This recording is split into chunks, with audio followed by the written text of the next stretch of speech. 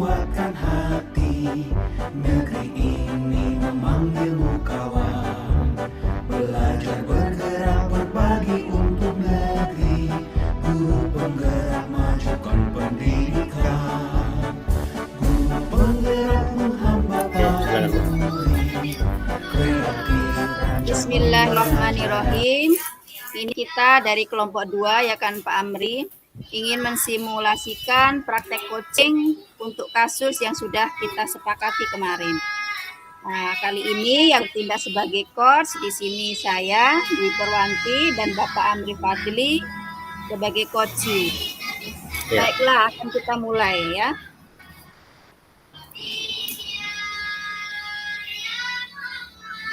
Amri, apakah kamu sibuk jam istirahat ini? Tidak, Bu. Ada apa ya, Bu?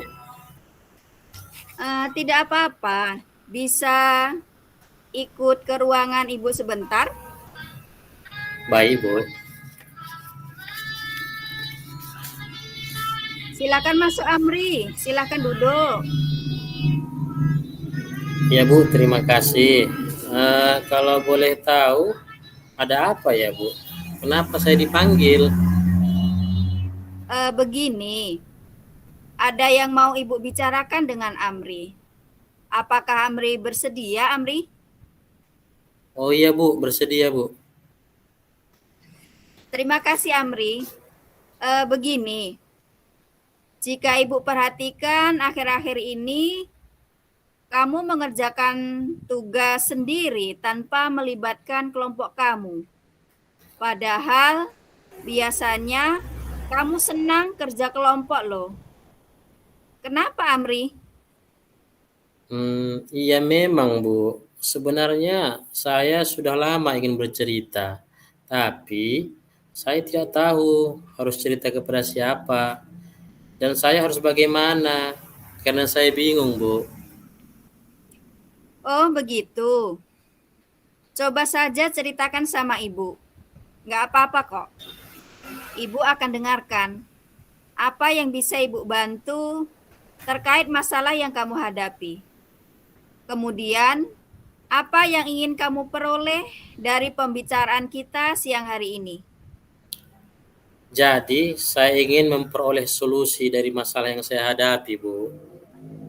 Oke, mudah-mudahan Ibu bisa membantu menyelesaikan permasalahan kamu. Ada lagi kira-kira yang lain? Saya ingin tahu menghadapi permasalahan ini, Bu. Sebenarnya saya salah atau tidak menyikapi hal ini? Kan nggak apa-apa kan, Bu, saya ngumpulkan sendiri. Yang penting kan saya mengerjakan, Bu. Oh, begitu. Coba ceritakan sama Ibu. Apa yang Amri rasakan saat ini? Hambatan apa yang Amri hadapi? Saya merasa kurang nyaman, Bu, mengerjakan tugas kelompok. Kadang saya berselisih paham sama teman, karena yang mengerjakan saya saja. Orang itu hanya menumpangkan namanya, Bu. Jadi akhir-akhir ini saya lebih suka mengerjakan tugas sendiri. Meskipun saya tahu seharusnya tugas itu dikerjakan secara bersama-sama. Oh, begitu. Mengapa kamu berpikir demikian? Dan hal apa yang membuat kamu merasa tidak nyaman bekerja sama dengan temanmu di kelas? Jadi begini, Bu. Saya memang merasa tidak nyaman karena di dalam kelompok itu seperti yang sudah saya ceritakan tadi. Tidak seperti yang saya harapkan. Mereka kebanyakan ngomong, berbicara, main-main, tidak serius sehingga saya saja yang mengerjakan, Bu. Hal inilah yang membuat saya malas. Kadang akhir-akhir ini untuk bekerja kelompok, Bu. Oh, begitu. Memangnya ada apa lagi dengan kelompok belajar kamu saat ini? Di kelompok ini, saya tidak mendapatkan teman yang sepemahaman dengan saya. Tidak mendapatkan teman yang bisa diajak diskusi. Tidak mendapatkan teman yang bisa diajak mengerjakan tugas kelompok secara bersama-sama. Seperti yang saya bilang tadi, Bu. Mereka banyak bergurau. tidak mau mengerjakan dan maunya hanya menumpangkan namanya saja gitu. Coba ceritakan kenapa bisa terjadi. Iya Bu, jadi teman saya saat kerja kelompok tidak mau ikut mengerjakan tugas kelompok. Mereka itu hanya taunya ngobrol dan asik bercerita saja. Padahal tugas itu kan harus diselesaikan. Nah, sekarang daripada tugas kelompok itu tidak dikerjakan, saya kerjakan sendiri saja, Bu. Karena saya tahu cara mengerjakan tugas itu dan hasilnya juga selalu bagus. Oh, begitu. Ibu tahu apa yang Amri rasakan. Nah, sekarang Ibu ingin tahu jika nanti ada tugas kelompok lagi, kamu ingin seperti apa? Kalau bisa sih, Bu, teman kelompok itu kita sendiri yang memilih, Bu. Jadi kita enak berdiskusinya, tidak berselisih paham, dan kompak untuk mengerjakannya. Oh, jadi kelompoknya itu kamu memilih sendiri. Iya, Bu. Kemudian, apa keinginan kamu lagi agar bisa belajar secara berkelompok? Saya maunya, Bu, semua teman saya itu aktif dalam kerja kelompok. Jadi semuanya terasa lebih ringan dikerjakan kalau secara bersama-sama, Bu. Oke, baiklah.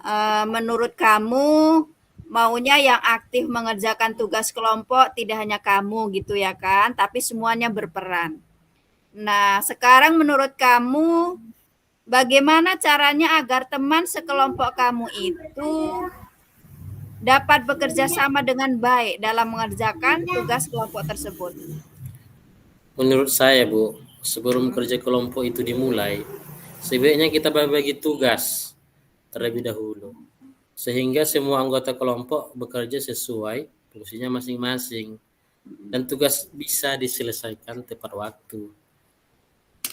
Oh, bagus ide kamu, Amri. Jadi menurut kamu pembagian tugasnya itu harus pasti gitu ya? Mana yang bagian menulis, mana yang bagian mengerjakan nomor 1 misalnya, mana bagian yang mengerjakan nomor 2, dan hasilnya didiskusikan, begitu. Begitu maksud kamu ya? Iya, Bu, begitulah maksud saya, Bu. Kemudian selain itu ada ide lagi nggak agar teman sekelompok kamu itu dapat bekerja bersama-sama secara maksimal? Menurut saya kan, Bu, setelah tugas-tugasnya itu jelas, setiap anggota kelompok mereka berkomitmen untuk menyelesaikan tugasnya dengan penuh tanggung jawab dan berdiskusi bersama-sama apabila kelak nanti mengalami kendala atau kesulitan, Bu. Nah, itu ide bagus, Amri. Ternyata kamu mampu menyelesaikan permasalahan kamu. Iya begitu, Bu. Jadi nanti semua anggota aktif berperan sesuai tugasnya dan aktif juga dalam kelompoknya, Bu. Iya, bagus itu. Nah, sekarang kamu mulai bisa mengatasi permasalahan kamu kan? Iya, Bu. Iya. Kamu kan sudah menemukan solusinya. Sekarang Ibu mau tanya, komitmen apa yang akan kamu lakukan untuk menjalankan rencana kamu? Besok kan ada tugas lagi, Bu, kerja kelompok mata pelajaran matematika. Ya. Besok saya akan coba melakukan hal yang tadi, yaitu dengan membagi-bagi tugas kelompok sehingga masing-masing anggota kelompok bisa bertanggung jawab atas tugas yang diberikan dan berdiskusi bersama jika ada kesulitan, Bu. Wah, bagus, keren. Nah, kira-kira ada teman kamu nggak yang bisa membantu melakukan komitmen itu? Ada sih, Bu. Ada teman saya namanya Rido. Dia teman sebangku saya, sekaligus teman kelompok saya besok. Dia bisa membantu saya dalam membagi-bagi tugas kelompok dan membuat komitmen dalam mengerjakan tugas kelompok, Bu. Nah, seperti itu sangat baik untuk kamu lakukan. Semoga setelah ini akan ada perubahan dari diri kamu, sehingga kamu bisa bekerja secara berkelompok dengan teman di kelas kamu. Amin. Terima kasih ya Bu. Mohon doanya Bu. Saya akan berusaha melakukan yang terbaik Bu. Iya, Ibu doakan semoga semuanya lancar. Kamu bisa bekerja sama dengan teman-temanmu di kelas dengan baik ya. Oke lah. Karena waktu istirahat sudah habis, Ibu pun akan masuk mengajar lagi. Sekarang silahkan kamu kembali ke dalam kelas ya, Amri. Iya Bu, terima kasih Bu sudah mau mendengarkan cerita saya. Iya, sama-sama Amri. Iya Bu, permisi ya Bu. Assalamualaikum. Waalaikumsalam warahmatullahi wabarakatuh.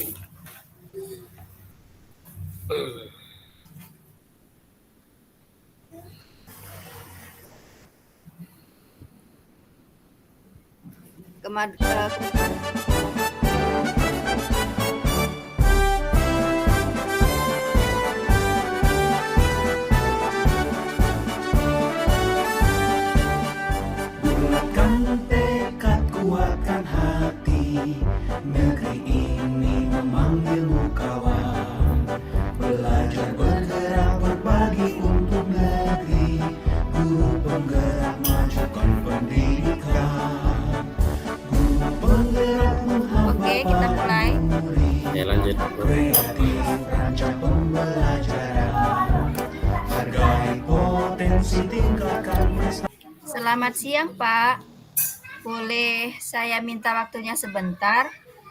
Selamat siang Dwi. Boleh dengan senang hati. Apakah ada yang bisa Bapak bantu? Terima kasih, Pak Amri. Begini, Pak. Beberapa hari ini saya sering tidak nyaman. Saya merasa diperlakukan tidak adil di satu mata pelajaran. Jadi, apa yang bisa Bapak bantu untuk mengatasi ketidaknyamanan itu? Dan apa yang ingin Dwi capai di akhir diskusi kita ini? Saya ingin mendapat solusi dari masalah saya, Pak. Baik, masalah ada yang lain yang ingin Dwi dapatkan? Pak, saya ingin guru tersebut memperlakukan saya dengan adil seperti teman-teman yang lain. Ayo Dwi coba ceritakan apa yang menyebabkan Dwi merasa tidak nyaman. Baik Pak, pada mata pelajaran itu gurunya memaksa les privat dan semua teman-teman saya mengikuti les tersebut kecuali saya. Saya merasa tidak nyaman dengan guru tersebut karena setiap kali pada jam mata pelajarannya guru tersebut terus-terusan menyindir saya. Terus selain itu ada lagi yang Dwi rasakan? Selain tidak nyaman karena gurunya terus menyindir, saya merasa nilai yang diberikan tidak adil kepada saya. Sedangkan kepada siswa yang mengikuti les tersebut mendapat nilai yang lebih bagus dibandingkan saya. Berarti sesuai dengan yang Dwi ceritakan, Dwi mengalami dua masalah ya. Yang pertama, tidak merasa nyaman di kelas tersebut, merasa disindir karena tidak ikut les. Dan yang kedua, Dwi merasa tidak adil karena guru tersebut memberi nilai ulangan kepada Dwi lebih rendah dibandingkan dengan anak-anak yang mengikuti les privat pada guru tersebut. Nah, mari kita kaji satu persatu masalah yang Dwi hadapi. Iya Pak, benar sekali. Seperti itu yang saya rasakan. Baik Pak, bagaimana kalau masalah yang saya rasakan saat guru menyindir anak yang tidak mau mengikuti les privatnya? Baik, ayo kita bahas masalah itu dulu. Coba Dwi ceritakan kepada Bapak, kenapa Dwi merasa guru tersebut menyindir Dwi? Begini Pak, biasanya kalau ada siswa yang bisa menjawab pertanyaan guru itu langsung berkata, "Nah, pintar." Seperti ini kalau anak mau mengikuti les, seperti itu, Pak. Oh, selain itu, apakah ada yang lain yang guru itu katakan? Sebenarnya tidak ada lagi, Pak. Hanya itu yang sering dikatakan guru. Dan dengan kata-kata itu, saya merasa disindir, Pak. Tetapi belum tentu juga ya, Pak, kalau kata-kata itu untuk saya. Baik, apa yang sudah kamu lakukan untuk mengatasi perasaan kamu itu? Saya sudah sempat bertanya kepada beberapa teman, apakah mereka merasa sama seperti yang saya rasakan. Ternyata mereka tidak merasa hal yang sama seperti saya karena mereka semua mengikuti les. Terus, Dwi sudah berusaha apa lagi selain bertanya kepada teman-teman? Tidak ada, Pak. Saya hanya bertanya kepada teman saja, Pak. Oke, apakah Dwi sudah pernah menanyakan langsung hal ini kepada guru tersebut tentang masalah yang Dwi rasakan ini? Belum pernah, Pak. Saya takut untuk menanyakan langsung kepada guru tersebut. Kenapa Dwi takut? Apakah guru tersebut jahat? Tidak, Pak. Guru tersebut sebenarnya baik. Bahkan tidak pernah memarahi kami murid-muridnya. Apakah sebaiknya saya membicarakan hal tersebut dengan guru itu? Menurut Bapak seharusnya begitu, Dwi. Begitu ya, Pak. Baik, Pak. Terima kasih, Pak. Saya akan mencoba membicarakan langsung kepada guru tersebut. Apa yang saya rasakan selama ini saat jam mata pelajaran tersebut. Kalau begitu, Pak, bagaimana dengan masalah pemberian nilai? Saya merasa tidak adil, Pak. Anak-anak yang mengikuti les mendapat nilai yang lebih baik dari saya. Kalau boleh Bapak tahu, kenapa Dwi merasa guru tersebut tidak adil? Pak, Bapak kan tahu saya ini selalu juara kelas. Dan saya juga merasa bahwa saya sudah menjawab pertanyaan dengan benar. Saya sudah berusaha dan bekerja keras untuk bisa menjawab pertanyaan. Tetapi kenapa nilai saya paling rendah dibandingkan dengan teman-teman yang mengikuti les? Dwi, saat Dwi merasakan masalah ketidakadilan itu, adakah langkah-langkah yang Dwi sudah lakukan? Pak, sebenarnya saya menduga-duga, Pak, penyebab nilai saya rendah. Saya menduga karena saya tidak mengikuti les itu, Pak. Karena hanya saya saja yang tidak mengikuti les. Apakah Dwi sudah berdiskusi dengan gurumu dan mengkonfirmasi apakah jawaban kamu itu benar dan kamu mendapat nilai rendah? Jujur, Pak, saya belum mengkonfirmasi hal ini kepada guru tersebut.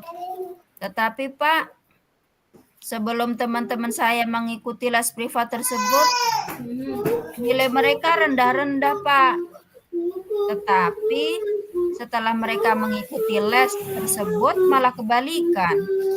Mereka mendapat nilai yang tinggi, sedangkan saya mendapat nilai rendah.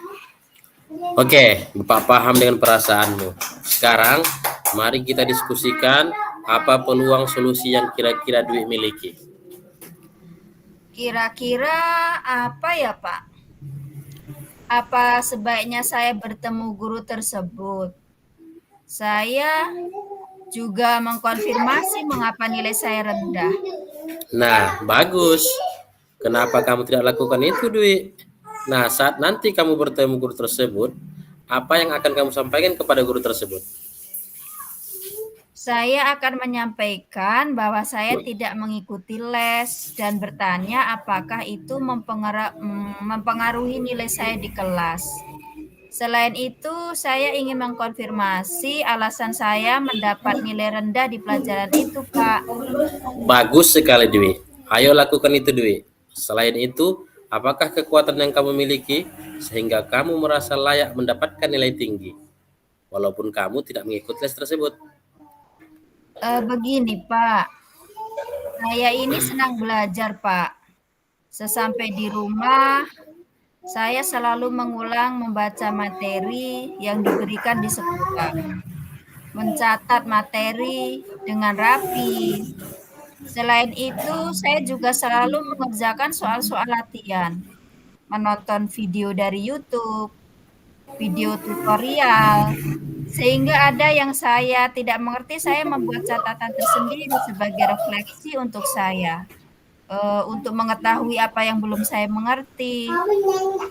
Tetapi Pak, sejak pandemi ini, orang tua saya kehilangan pekerjaan. Dan saya mulai berjualan kue di sore hari untuk membantu orang tua saya. Dwi, Bapak bangga dengan kamu. Cara belajar kamu luar biasa. Bapak mau tanya, apakah keadaanmu saat ini dengan membantu orang tuamu berjualan kue itu mempengaruhi belajar kamu, Dwi?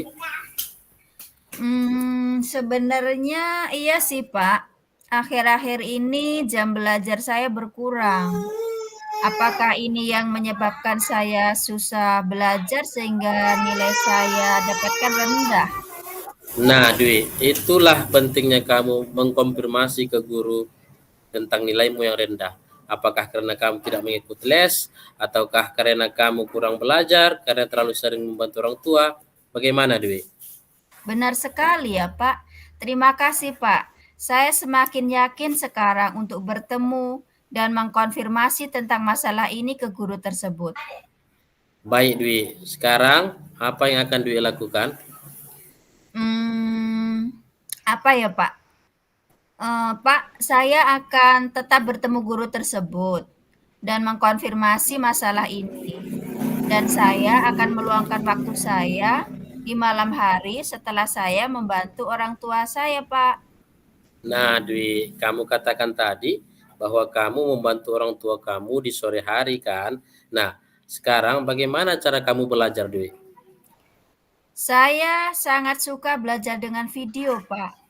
Saya itu lebih paham kalau belajar dengan video. Tetapi setelah orang tua saya kehilangan pekerjaan, saya menjadi kesulitan dalam mendapatkan kuota, Pak. Oke, kita carikan solusi ya. Apakah di sekitar tempat tinggalmu ada hotspot gratis? Oh, ada, Pak, di kantor lurah.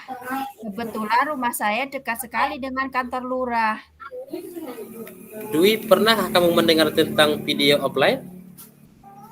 Video offline, Pak. Oh, iya ya. Pernah, Pak, saya tahu. Video offline itu saya harus mengunduh saat saya memiliki kuota dan bisa ditonton saat saya tidak memiliki kuota. Nah, kenapa kamu tidak mencoba itu? Wah, benar sekali ya, Pak. Itu sangat membantu. Baiknya saya mendownload video dari YouTube di kantor lurah. Di sana kan WiFi gratis. Dan saya akan nonton nanti saat saya berada di rumah. Nah, betul sekali, Dwi. Ada juga yang Bapak mau sampaikan selain itu. Kamu juga sebenarnya bisa mendapatkan video pembelajaran dari rumah belajar milik Kementerian Pendidikan dan Kebudayaan. Nanti Bapak ajarin ya cara mendownload dan cara masuk ke situs tersebut. Terima kasih banyak ya, Pak.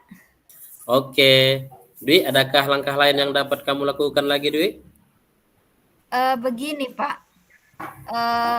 Untuk ikut les, hal itu tidak mungkin, Pak. Karena saya tidak memiliki biaya untuk membayar les. Tetapi saya akan meminta bantuan Sri Atun.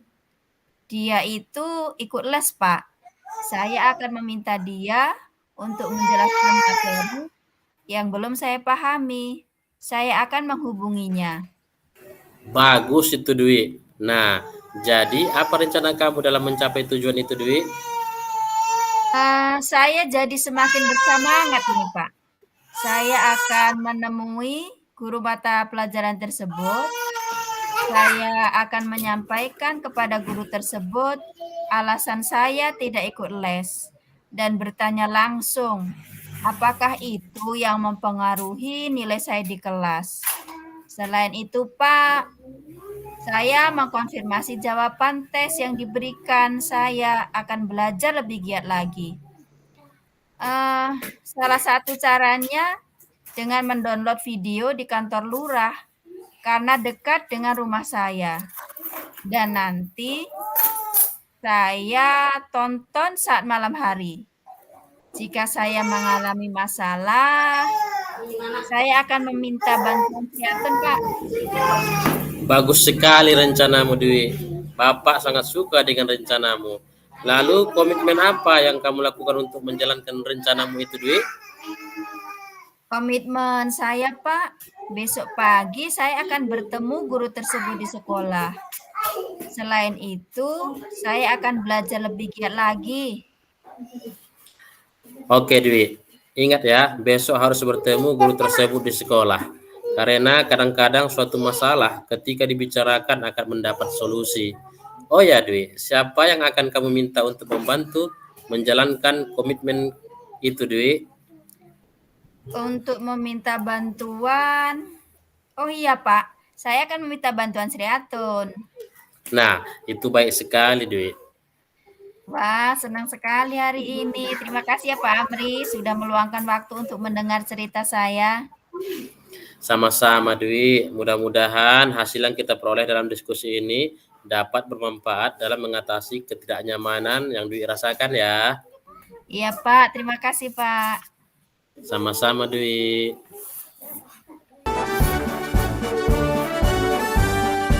Oke, Kuatkan tekad, kuatkan hati. Awas stop recordingnya. Memanggil kawan, belajar bergerak berbagi